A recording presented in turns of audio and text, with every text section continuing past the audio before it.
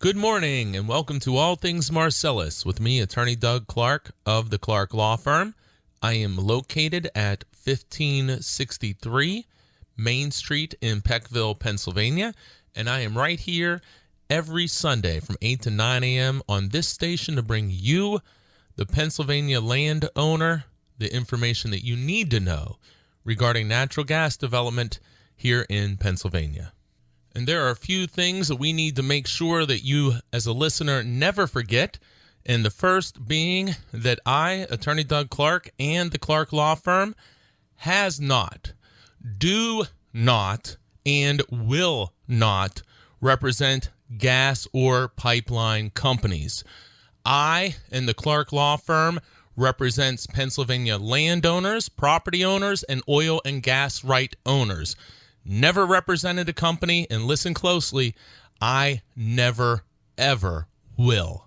And if you're a regular listener, you know that I stress that each and every show for good reason. You know, I grew up, again, Armstrong County, Western Pennsylvania.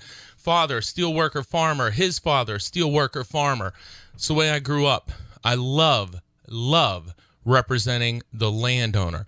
Love to try to even the field and get our landowners the best possible agreements, to get our oil and gas right owners the best possible agreements, to make sure that you're informed, that you understand the documents, that you know where they're weak and you know where they're bad, you know where they're strong, you know what the best decision is for you in your particular circumstances. Not the circumstances of everybody, but for your particular circumstances. And that's what you need. That's what the Pennsylvania landowner needs, specific advice for their situation. In my opinion, and I believe this wholeheartedly, in my opinion, gas and pipeline companies take advantage of landowners and gas right owners' kindness. We tend to be, growing up as a rural guy, we tend to be kind, compassionate, caring, and trusting people. How I was raised, how my father was raised, and his father, and so on before that. Companies know this.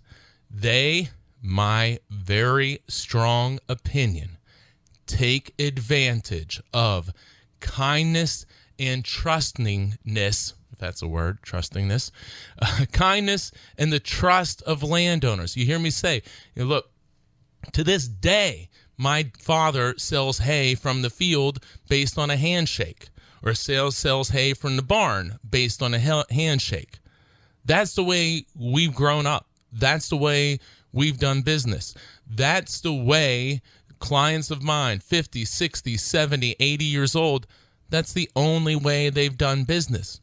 When you go talk to somebody, your word means something. And I'm going to tell you this, in everything I do, there's one thing that I cherish as much as anything, except for my children and family, well, maybe close to it, is my word, is your credibility. Don't lie, be credible. And unfortunately, I'll leave it to you guys to judge. I think that not everybody out there that you're communicating with is being totally credible, who is maintaining their word, who is somebody you can rely on to represent your interest. So we got to make sure, we got to understand that we're not doing a handshake deal with our neighbor or somebody up the road, another farmer, somebody who needs some hay for their cows or horses, whatever the case may be. No, we are dealing with major energy companies, and their obligation, as I've talked recently, has nothing, let me stress again, nothing to do with you. Their obligation is to make as much money as they can, maximize corporate profits, and take care of their shareholders. Now, as part of that process, maybe not treating you absolutely horrible may benefit the shareholders in the long run, but let's look back, and again, you can make your own judgments historically, what you've been told and what has occurred. But the problem is, again, if you're a company, you're focusing on to tell the landowner, money, money, money, money, money. We're going to make you rich. Money, money, money. And then you say, well, I'm real pro landowner. I really want to help you. Well, then you know what, guy, lady, you're in the wrong job, because your job is to help the company, not help the landowner. That's your job. Go tell your boss or go tell your company, hey, I'm out here and I'm really trying to help the landowner, not you, the company. See how that goes. It's just not the case. Not the case. If it is the case, then now you're dealing with an unethical person who should be representing their employer to the best of their ability. We understand that. We know that. And we need to defend ourselves to make sure that you're taking care of yourself. Because I guarantee you, I can't say it enough, I guarantee you the company is taking care of themselves and they're not looking to take care of you. They're going to promise you money, promise you future royalties, promise you future pipelines and activity and payments in the future. Maybe they occur, but as many people know, maybe they do not. You need to protect yourself. And I say it all the time. Whether you call me, Attorney Doug Clark at the Clark Law Firm, or you call someone else, you need to call someone and get assistance. This may sound elementary, but you need to get assistance before you sign any document. Before you sign any document. I'm going to tell a story today where I had a client call me after they signed a pipeline right-of-way agreement. And boy, I wish they would have called me before, but they got real lucky because they have a new opportunity. But call before you sign any document. You're listening to All Things Marcellus with me, Attorney Doug Clark of the Clark Law Firm. You can always call us 570-307-0702. Call before you sign or agree to anything. At least get a review and consultation with whatever you're presented with. Usually takes an hour to 2 hours of time. And experience has shown that this has been an incredibly valuable service.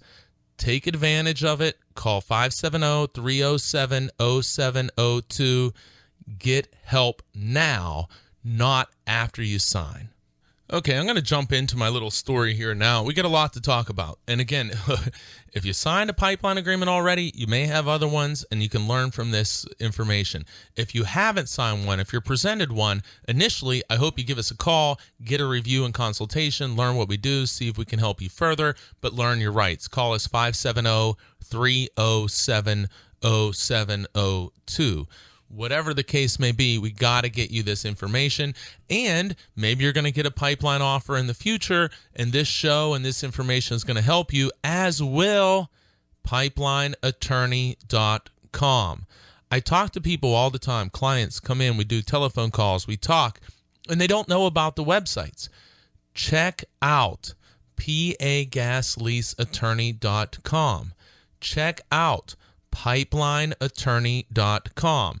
We have the radio shows archived, available. You can go. So if you can't listen today, if you can't listen in a given weekend, go during the week, anytime. pagasleaseattorney.com, pipelineattorney.com. Read the information. Listen to the radio shows. We index the shows so you can find a show and a topic that you're interested in. So if you want pipeline shows, go check out the websites and check out a pipeline show. Here's the other thing. If you're considering a pipeline, if you have anything in the world to do with the pipeline, why would you not go to pipelineattorney.com and just read, get information? Love to hear from you. Love to try to help you. Love to help you. But if you never call, take advantage of the websites and use them as a resource. They're not specific advice for anybody, but use them as a resource. Information, quality representation. That's what's going to raise the bar for all Pennsylvania landowners and gas right owners. There is a vacuum, a void of information from our side, from the landowner side. I'm doing what I can to fill it. We want to fill it because that's how you're going to do better. And you will see in areas like, say, Susquehanna County, you're seeing agreements that are a lot different than what you see, and I'll keep saying it, Tioga County, great example. Look at Bradford, look at Susquehanna, look at Tioga. Why are Tioga people being offered $7.50, $10, $15 a foot for right-of-way when Susquehanna County people are routinely offered over $30 a foot for pipelines as the starting offer, not what they negotiated to. What the company goes and what the landman sits on their table and places the documents down, the starting offers are routinely $30 or more a foot. But then you go over to Tioga County and you're seeing offers at $7.50 a foot. Then they say, ooh, we're going to raise it to $10 a foot. We're giving you a great deal. And then they go to $15 a foot. It drives me crazy. You've heard me say it. Here's the deal. Back in 2000, I think it was like 9, 10, 11, the offers in Susquehanna County were all $15 a foot. They were all $15 a foot.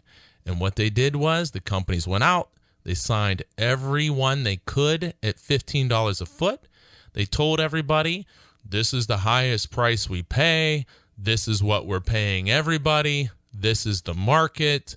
This is all we're going to pay, and so on and so on and so on. Then people got wise.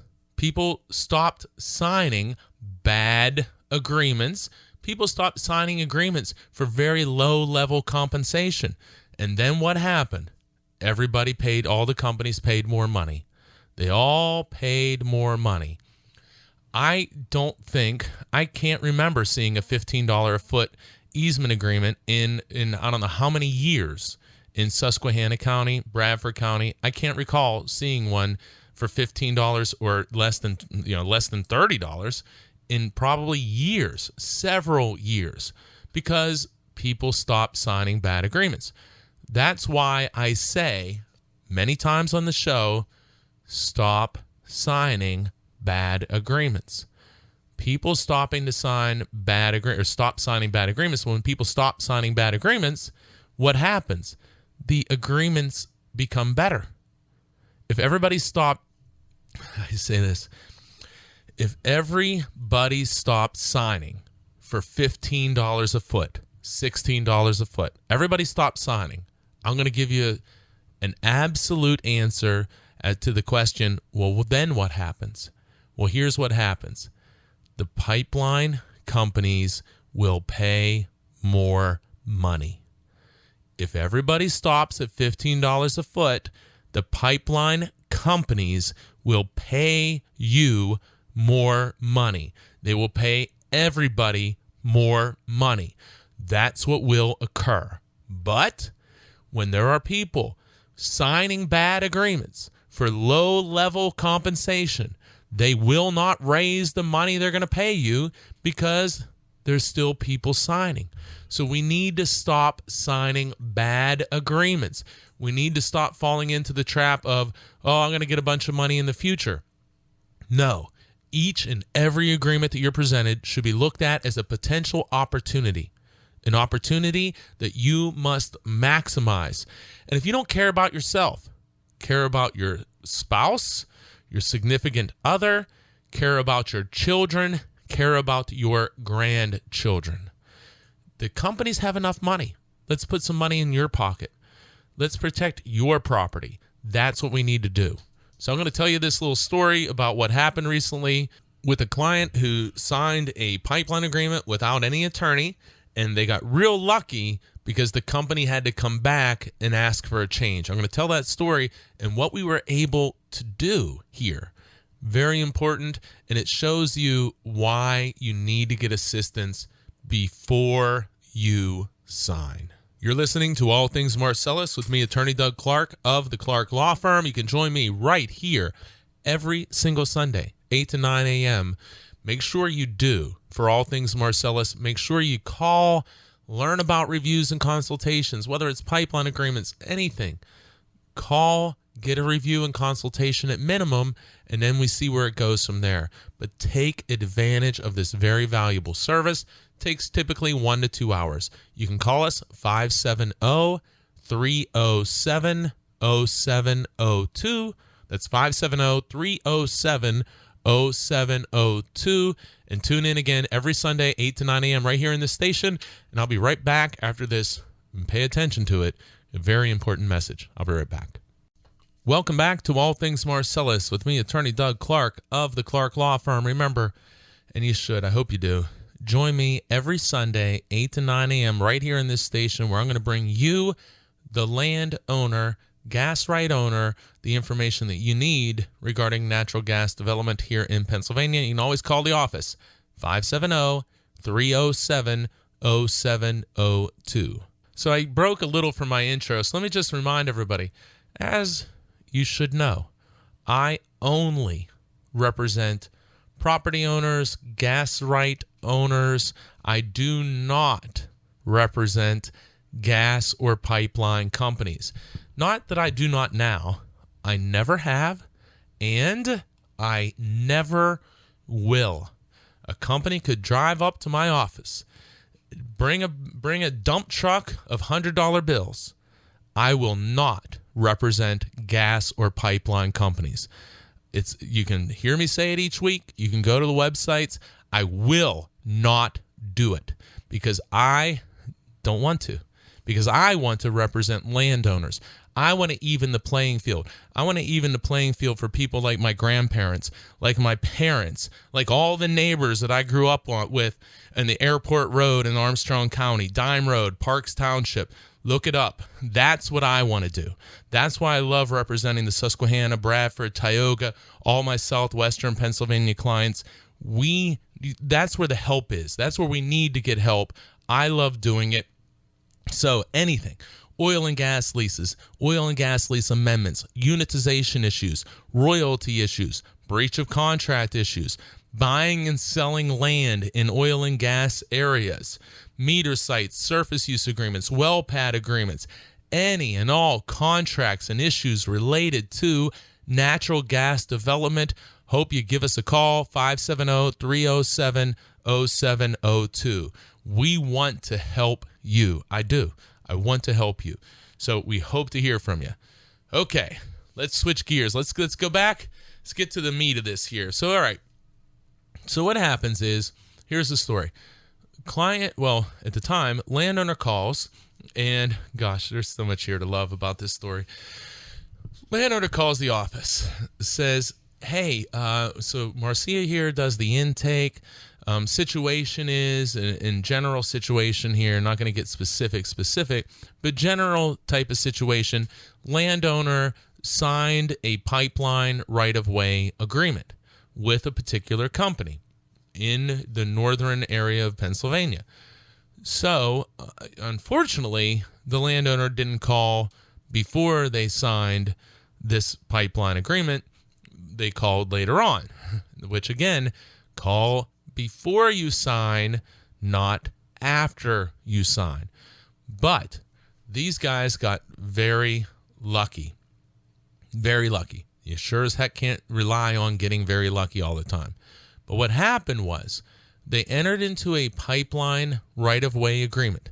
They didn't negotiate it. They were sold on the idea of getting big money in the future. We're going to make you rich. This is all we ever pay.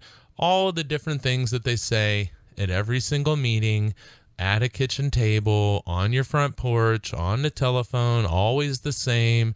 That's what they're hearing. So, as honest, kind, trustworthy people, they say, okay, hey, this sounds pretty good. Where do I sign? So they sign. Where these guys got lucky, and not everybody gets lucky, what we always want to do when you're signing a pipeline right-of-way agreement, we want to make sure that you're identifying where this pipeline, can be placed, installed on your property. We want to be as specific as possible.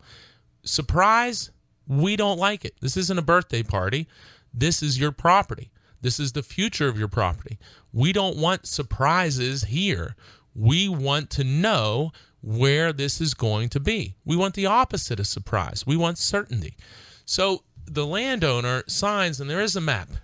Now, as always, you got to go deeper. You can't just say, oh, there's a map that Doug Clark on the radio says, hey, I got to have a map.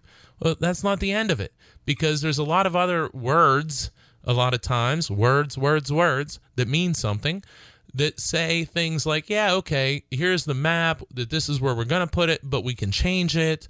And there's all kinds of different ways that the companies write into these agreements, and it can be complicated of how they can change the location after you sign the agreement.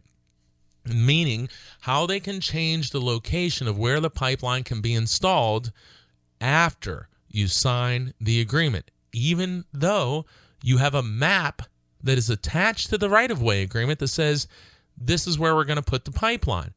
That's not the end of it. I promise you, you got to go deeper. You have to look to make sure that you understand that there's still flexibility, because virtually in all non-negotiated agreements, there is still flexibility. Then the question becomes, how much flexibility?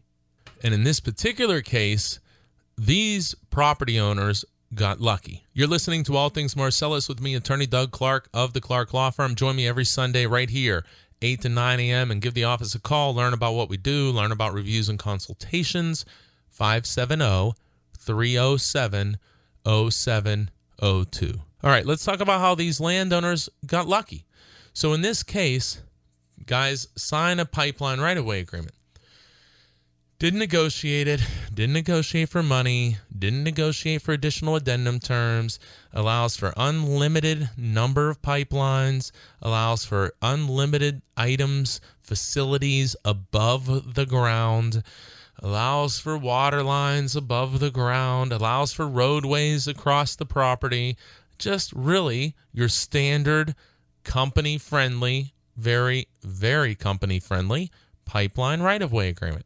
And again, yeah, okay, we want to get your royalties. We want to do this right away. All of these different things. Yeah, that sounds good. I'm a trustworthy, or a trusting, not trustworthy. Well, hopefully you're trustworthy too, but I'm a trusting individual. And so, okay, this all sounds good, and I'm going to go ahead and do this. Well, how these guys got lucky, there was a map that was attached to the right-of-way agreement that showed where the pipeline was to be laid. Now, what happened was that the company wanted to change the location some on the pipeline, which they probably could have done without having a problem and needing the landowner to actually enter into a new agreement or sign a new map or sign a new document, if that's all they wanted to do. But they also needed some more space to operate. And in this particular case, they needed significantly more space than what was actually depicted on the original map. So they go out and they say, hey, landowner, if you listen, you hear me say, look, don't just sign a map. If they come to you after you sign an agreement with a new map, make sure the pen is in the drawer and not in your hand. And pick up the phone, call me or call somebody and say, hey, wait a second. I signed a pipeline agreement. Now the company wants me to sign something else. I signed a gas lease. Now the company wants me to sign an amendment. Call me or somebody when that happens. So in this case, they said, what's going on here? Why should we sign this? And they say, you know what? After we signed the original documents, we had some reservations. And we thought, maybe we should have seen an attorney. Maybe we should have talked to somebody that knew what they were doing to try to help us to make this better. So they say, you know what, company landman, what I'm going to do is I'm going to take this map. In this case, they said, I'm going to call Doug Clark and I want to talk to him about this and see what my rights are, see what leverage I have, to see what my options are. What can I do with this? And as most landmen do, they know who I am. They've had some experience, and they know, in my opinion, that I'm going to tell you, the landowner, all of the information that you need to know. I'm going to explain to you what your leverage is or where you may be lacking leverage. and talk to you about what your options are, to talk to you about your position and how aggressive that you may want to be, or that maybe you don't want to be so aggressive. But talk about all of those things to understand your situation. So what does, this is great. What does the landman say? Oh, well, you shouldn't call, there's no reason to call Doug Clark. That's just going to that'll slow things up. There's no reason to call Doug Clark. Yeah, there's no reason to call Doug Clark if you're the company, because you don't want the landowner to know what you don't want them to know. You don't want them to know that you signed a bad first agreement, that all of these promises and how you had this great agreement, well, maybe that wasn't so true. They don't want the landowner to know that you could have had, if you would have talked to Doug Clark or somebody that knew what they were doing earlier, you would have had 20 to 30 meaningful additional terms added to your agreement. And right now you have none. They don't want you to know that you were probably, in my opinion, Doug Clark's opinion, that you were taken advantage of. They don't want you to know those things. So they say, he'll just, just slow up. No. Also, in this case, the company had 5 years to decide whether they were going to use this agreement or not. So, no. And I'll tell you this, and I don't care. It's nothing personal with me. That's fine. But if a company person is telling you not to talk to an attorney, what in the world does that? If that doesn't send red flags to you, then nothing will. Nothing will. If a company representative tells you, oh, you don't need an attorney, that should be red flags everywhere. And that's not about me, and that's not about a defense of attorneys. That's about someone saying, hey, yeah, we're a huge company. We have a whole management system. We have hundreds and maybe even thousands of employees. We have multiple attorneys on staff. We have attorneys that draft documents. These documents have been drafted in mind as to how do we create the best documents for us as the company. You landowner, you small landowner with the farm who has no lawyers behind you, has no extensive history in dealing with this, you shouldn't get an attorney. You shouldn't get an attorney. Again, boy, that better raise red flags. And I find that so discouraging and upsetting that anybody out there would say that, because look, you need to protect yourself. And ironically, as you've heard me say before, I've been called by landmen to represent them in matters of their own affairs outside of the company. So the same people saying, oh, you don't need an attorney, you shouldn't get an attorney, are going out and getting attorneys. So it really discourages me. So you should get assistance, understand your rights, understand your leverage, and understand your options. And if that person is telling you, oh, you don't need an attorney, there's a good chance that that's a sign that do you ever need an attorney. So what goes on and happens then? Well, here you go. Teaser alert. We'll go into the next segment on that. You're listening to All Things Marcellus with me, Attorney Doug Clark of the Clark Law Firm.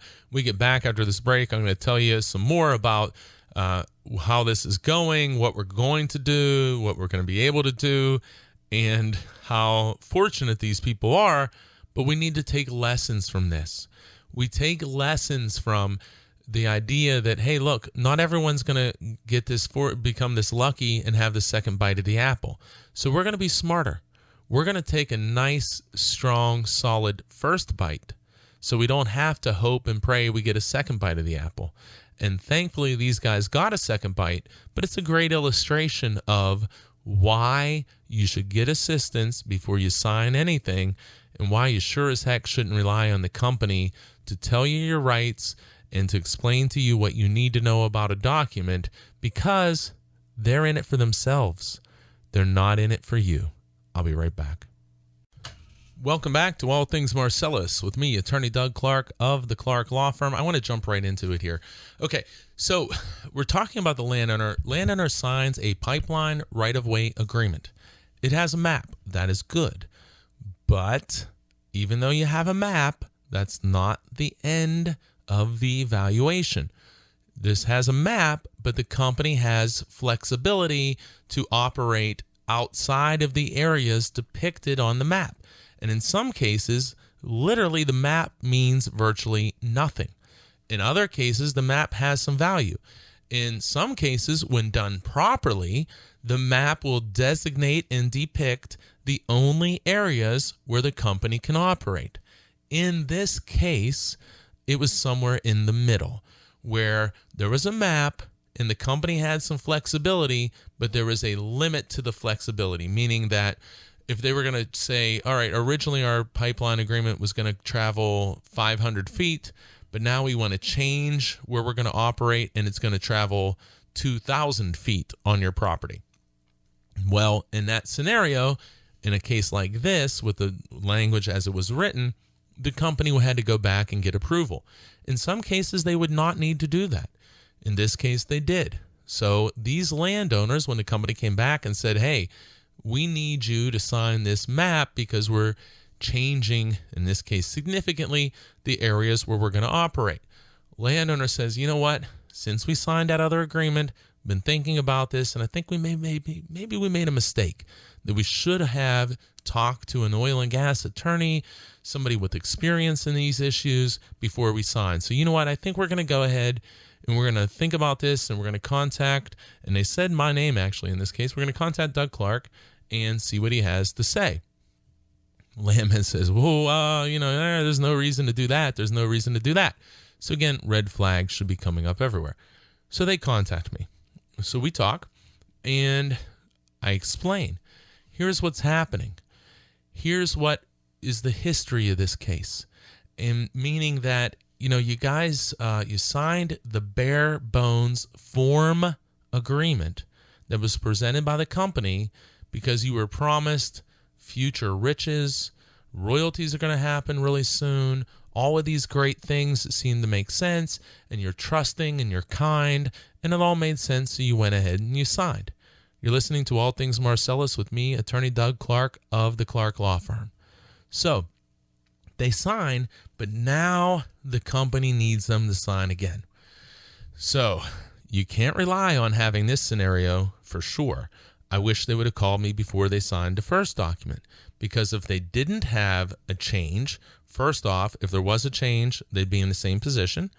If there wasn't a change, they would have almost, in my mind, made significantly more money had they called me before they signed the first document. And also, they would have had significantly better addendum and added terms to the agreement. They didn't do that, but they got a second chance. So we look at it and say, look, here you go. This is a really neat situation for you, actually. Not only you get lucky, you got real lucky, because the company now probably really needs your property because they've already planned out all of these routes. They have the other people around you secured, and they screwed up. And the map that they presented to you originally that you signed and what they need now are so different that they need your separate approval. So what are we going to do? Well, let's just say we're going to increase the money, increase the compensation. Won't go too detailed here, but I'll tell you, it looks like that's going to be a pretty significant increase in compensation.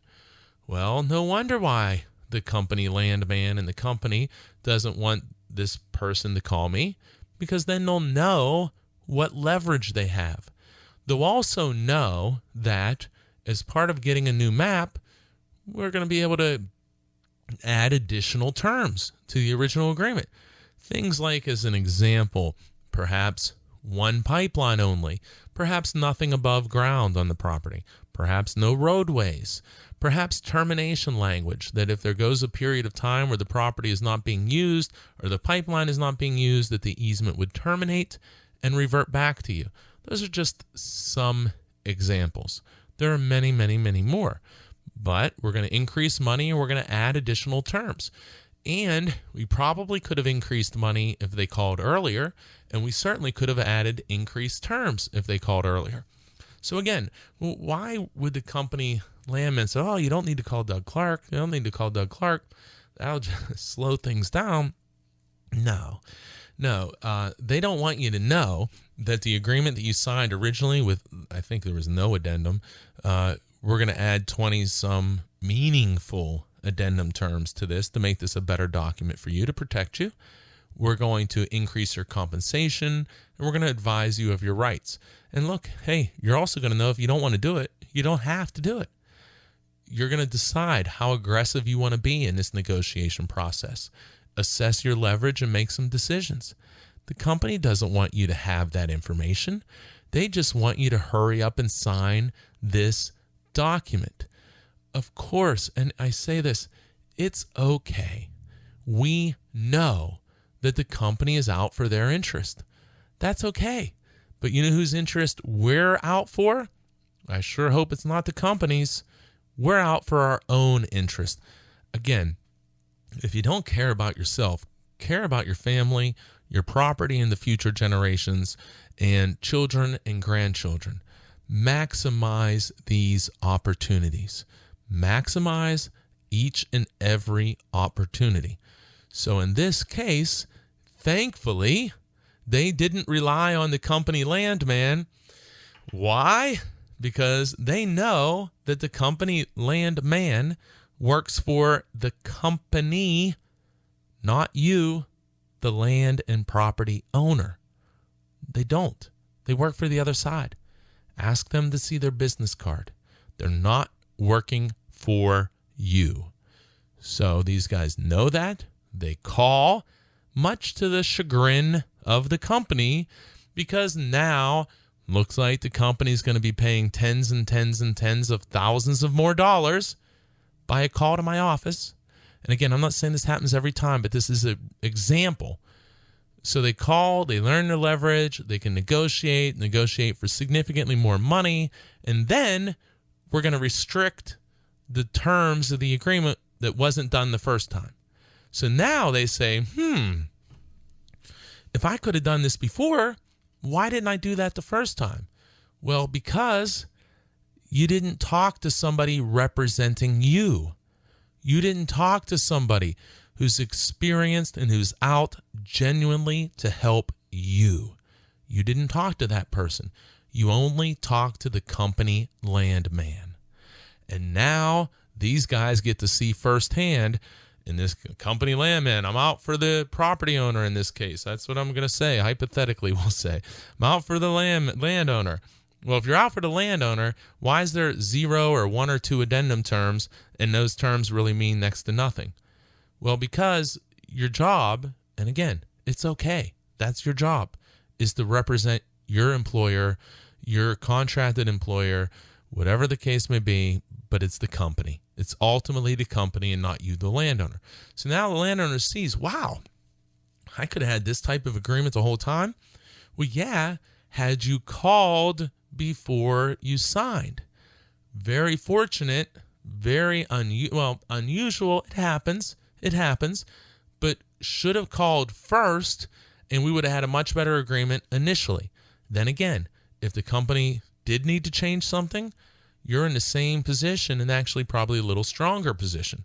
Also, if it's done right, even a smaller change would kick in this second opportunity, meaning that if they just wanted to shift the pipeline a smaller amount, that you as a landowner, if you had an agreement that was really tight and well drafted, would still have the ability then to renegotiate or say no. That's what we want. We want certainty, and then if there's going to be a change, we want to be able to reject that change or negotiate to accept the change. That's what we need to do. So, had they came earlier, we probably could have done that. But they got lucky because the change was so drastic that they got a second bite of the apple. So for these guys, it's a real eye-opening experience of what the difference would have been had they called the first time versus where they are the second time. And seeing, wow, I didn't know we could have negotiated for all of these different limitations. Well, no, you didn't know that, because that's not the company, that's not the landman's responsibility to educate you, to negotiate on your behalf. Their responsibility is for you to sign documents. And that, again, it's okay. That's their job. But we know their job, and we need to protect ourselves. That's what we need to do. All right, I ran over some earlier segments, so we're going to cut this one a little short. We got one more to go. You're listening to All Things Marcellus with me, Attorney Doug Clark of the Clark Law Firm. I'm going to be right back after this break. Remember, give us a call, reviews, consultations, any and all. Oil and gas right representation, property representation, oil and gas areas, contract representation, breach of contract, unitization, amendments, pennies to other pipeline agreements. Call us, learn what we do, see if we can help you. 570-307-0702. 570-307-0702, and check out pagasleaseattorney.com. Check out pipelineattorney.com. Love to hear from you. I'll be right back after this break. One more to go. I'll be right back. Welcome back to All Things Marcellus with me, Attorney Doug Clark of the Clark Law Firm. We're talking about pipelines today. Also, make sure you join us each week. Whether you're looking for representation or information, tune in each week at this time on this station to get your information. Also, go check out pagasleaseattorney.com. Check out pipelineattorney.com. Whether you're looking for information or potential representation, use the websites as a resource. Now remember, they're not specific advice for anyone, but they are a resource. If you missed today's show, it will be up and available Monday on the websites, as are, I haven't looked recently, but there's probably 100 hours or so of radio shows available on the websites. We need, as I say, we have to get you this information. We have to use resources from the landowner side. The companies have unlimited resources. Landowners, property owners, gas right owners have very limited resources. We need to make sure that we're accessing our resources and we're learning, educating ourselves, and signing the best agreements we can, because the companies are using their resources to sign the best agreements they can. Also, call us, learn about the reviews and consultations, see if it's right for you. Really want to encourage, remember, I have clients all across Pennsylvania. I have clients who own gas rights and have represented people with gas rights in Pennsylvania or property in Pennsylvania, and these individuals live and all scattered all over across the United States, in some cases other countries. So do not be discouraged about distance. I get concerned in north central Pennsylvania, Tioga, southwestern Pennsylvania. People get concerned about distance from the office. And I'll tell you, with today's technology, and with the conference calls and the emails and faxes and even regular U.S. mail that we use on occasion whenever we need to, it just very, very rarely does distance ever create an issue. Very rarely. So don't be afraid about distance. Pick up the phone and see if we're right for you. I say this, as you know, look, I'm a lawyer who represents landowners, property owners, and gas right owners in oil and gas related matters. That's what I do. So yes, when I say these things, does that mean that I may have more clients? Absolutely. And yeah, that's part of it. Look, there's no secrets here. We're trying to make sure that we're getting you information. Yes, I have a benefit when a client hires me because that's what I do for a living. That's how I support my family. It's what I do. But I'm very confident that we're going to provide a benefit to you as the landowner client. And I'd encourage you to go check the websites, check out the testimonials, see what we do. And we've done a lot of really great things that we're really proud of for helping people. So do not be afraid to call and learn about what we do. That's something that just bothers me because I get worried about people thinking, yeah, I never called a lawyer before.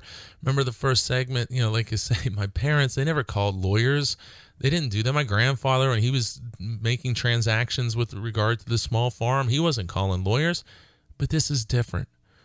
Understand and recognize this is different. Look, just as simple as look at the size of these drilling rigs. Look at the trucks. Look at these industrial operations. You need to protect yourself. Not only do you need to protect yourself, you need to maximize opportunities.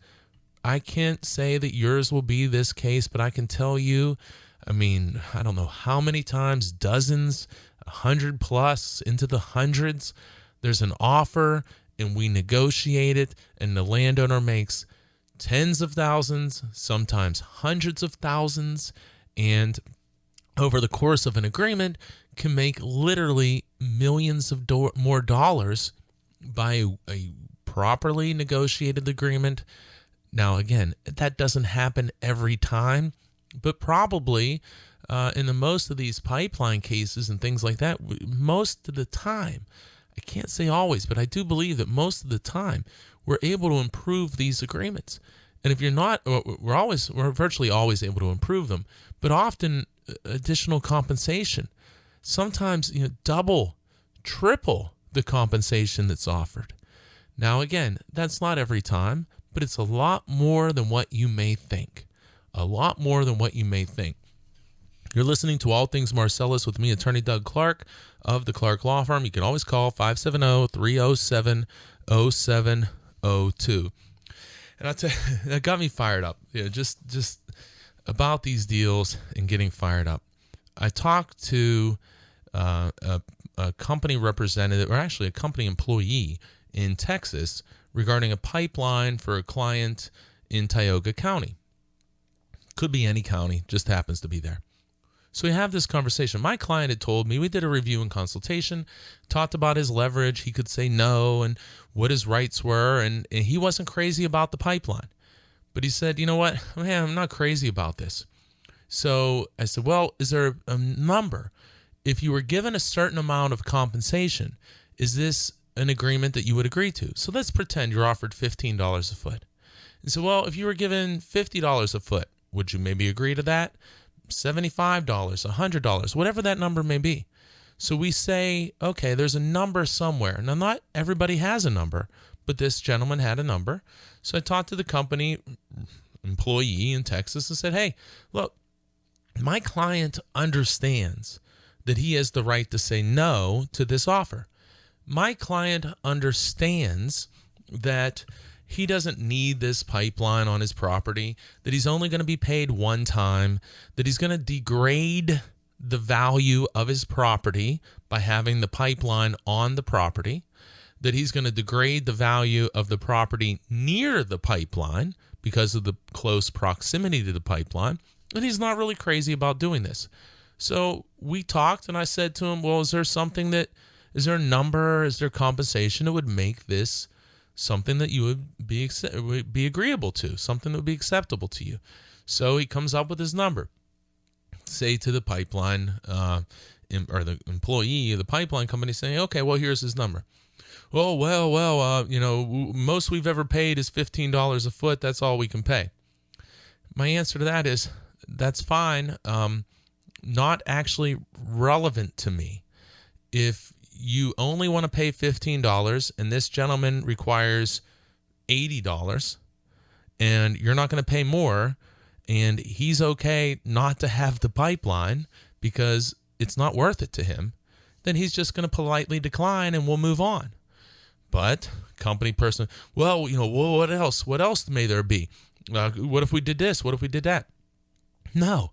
Here's what you can do. You can offer, let's say hypothetically, $80 a foot, $60, whatever that number was, or simply move on. Well, we can't do that, and then we want to continue to talk. Think about it.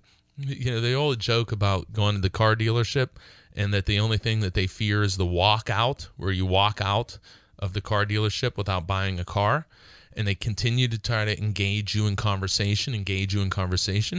Think about this. Think about the next time that you're dealing with a landman.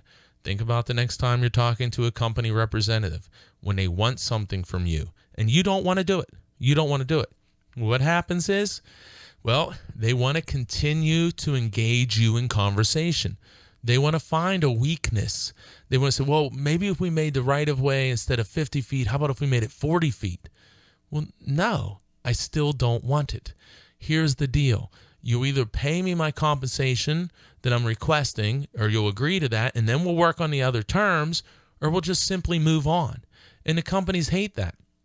And I've told these stories many times, where there's an old thing about, I think it was a Mark Twain thing, about whenever the son was like 18 years old and said that his father was the most foolish man that he had ever met, but then when the son was 25, he couldn't believe how much that his father learned over a 7-year period. And along those lines, not quite the same, but I always like that story, especially that I have one son, 19, and one 22 this weekend.